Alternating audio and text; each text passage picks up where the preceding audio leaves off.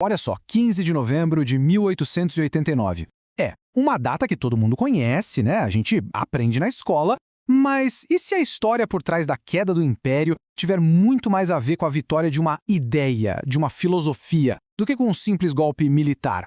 Pois é, a gente vai ver agora como uma ideia, mais forte que qualquer exército, acabou redesenhando o Brasil. Bem, para a gente entender como o Império inteiro desmorona, o primeiro lugar para se olhar é sempre o topo. E nesse caso, a primeira grande rachadura na base da monarquia brasileira, ela não veio de uma conspiração nos quartéis, sabe? Nem de um grito nas ruas. Veio do próprio palácio, do próprio imperador. E a prova disso, nossa, é surpreendente. Dá uma olhada no que o próprio Dom Pedro II escreveu no diário pessoal dele. E atenção na data, hein? 1861, décadas antes de tudo acontecer. Ele, o monarca, no auge do poder, confessando que preferia ser presidente. É isso mesmo.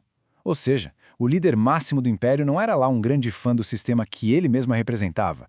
Guarda bem essa informação, porque ela é a chave para a gente entender todo o resto. E aí a gente chega na pergunta central, né? Se nem o próprio imperador estava tão afim de defender o trono, o que foi que derrubou a monarquia afinal?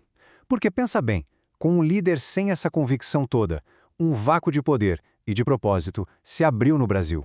E a história já nos ensinou, um vácuo desses nunca, mas nunca mesmo, fica vazio por muito tempo. A grande questão é, o que ou quem ocupou esse espaço? Então, a resposta para essa pergunta não é um general, não é um político famoso, nem mesmo uma grande revolta popular. O que preencheu esse vácuo foi uma ideia. Isso mesmo, uma filosofia francesa muito poderosa que chegou aqui no Brasil prometendo uma era completamente nova, sabe? Um futuro brilhante, todo construído na base da razão e da ciência. E o nome dessa filosofia era positivismo. Para a elite daquela época, sabe, os intelectuais, os militares, que olhavam para o Império e viam algo velho, ultrapassado, o positivismo foi tipo encontrar um manual de instruções para o futuro. Um verdadeiro passo a passo para construir um Brasil moderno, eficiente, científico. Era a grande promessa de um atalho para o progresso.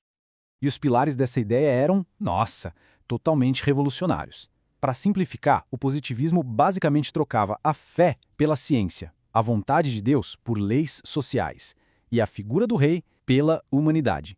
Quer dizer, era uma ruptura total, de 180 graus com tudo que o Império representava. Ah, e aquele lema famoso, ordem e progresso, aquilo ali era só a pontinha do iceberg de uma filosofia bem mais complexa. Mas essa ideia não ficou só nos livros de filosofia, de jeito nenhum. Ela se espalhou, sabe, como um verdadeiro evangelho da ciência, conquistando as mentes mais influentes do país. E o alvo principal dessa conversão, digamos assim, foram os militares. E aqui a gente consegue ver bem o tamanho dessa infiltração. O positivismo simplesmente tomou conta das escolas militares, das faculdades de direito, da cabeça dos intelectuais. Para pensar. Os jovens oficiais não estavam aprendendo só a lutar, a guerrear. Eles estavam sendo, de fato, doutrinados com a ideia de que a monarquia era sinônimo de atraso, que o futuro era a república científica. E esse futuro para eles não era só uma opção, não. Era uma certeza pela qual valia a pena brigar. E o grande cérebro por trás dessa revolução de ideias foi um cara chamado Benjamin Constant. E o detalhe mais curioso é esse: ele não era um general, ele era um professor da escola militar. Foi ele o grande apóstolo do positivismo. Foi ele quem armou os alunos não com fuzis, mas com uma certeza inabalável de que derrubar o Império não era traição. Era um passo lógico, científico, para o progresso do Brasil. Ok, então a gente tem a ideia, que era forte, e os discípulos, que estavam prontos. Mas toda revolução precisa de um líder de ação, né? De uma espada. E a espada escolhida foi a do militar de maior prestígio no país, o Marechal Deodoro da Fonseca. Só que tinha um grande problema. O coração do Marechal estava completamente dividido, cheio de dúvidas.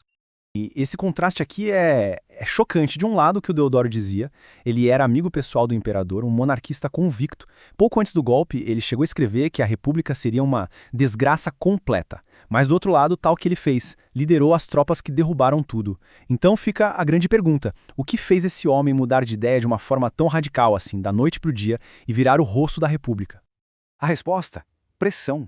Uma pressão gigantesca dos seus jovens oficiais, todos eles discípulos do Benjamin Constant. Eles basicamente cercaram Deodoro e disseram: Marechal, é agora ou nunca. O movimento já é inevitável. E o Deodoro, mesmo super hesitante, cedeu. O que aconteceu depois foi inacreditável. Um império inteiro desmoronou em questão de horas, sem guerra, sem derramamento de sangue, sem nenhuma resistência. O poder da monarquia, que parecia uma coisa tão sólida, simplesmente evaporou. Foi um fim surpreendentemente silencioso para um reinado de quase 70 anos. Então, com a família imperial já a caminho do exílio, a república que tinha acabado de nascer precisava de uma cara, de um símbolo. E claro, como era de se esperar, os filósofos que agora estavam no poder fizeram questão de deixar a marca da sua ideologia bem no centro da nova identidade do Brasil. A ideia era deixar bem claro para todo mundo que a mudança não era só de governante, era de mentalidade. E o legado mais visível disso tudo, o mais duradouro, está aí na nossa frente. Aquela frase que todo brasileiro conhece: ordem e progresso, na nossa bandeira. Aquilo não é um verso poético, não é um grito de guerra. É o lema de uma filosofia francesa do século XIX. A República do Brasil já nasceu com as ideias de Auguste Comte estampadas no seu maior símbolo nacional. E não foi só na bandeira, não. A febre positivista estava por toda parte e moldou as primeiríssimas leis da República. Por exemplo, a separação oficial entre igreja e Estado, ideia positivista. Uma grande reforma na educação com foco total na ciência, também. Até mesmo a política externa. Essa ideia de preferir resolver conflitos na base da conversa em vez da guerra veio direto desse manual de ideias. O positivismo estava em tudo. E assim a gente fecha esse quebra-cabeça. A gente viu que a queda do império começou com um imperador que já não acreditava muito no próprio trono.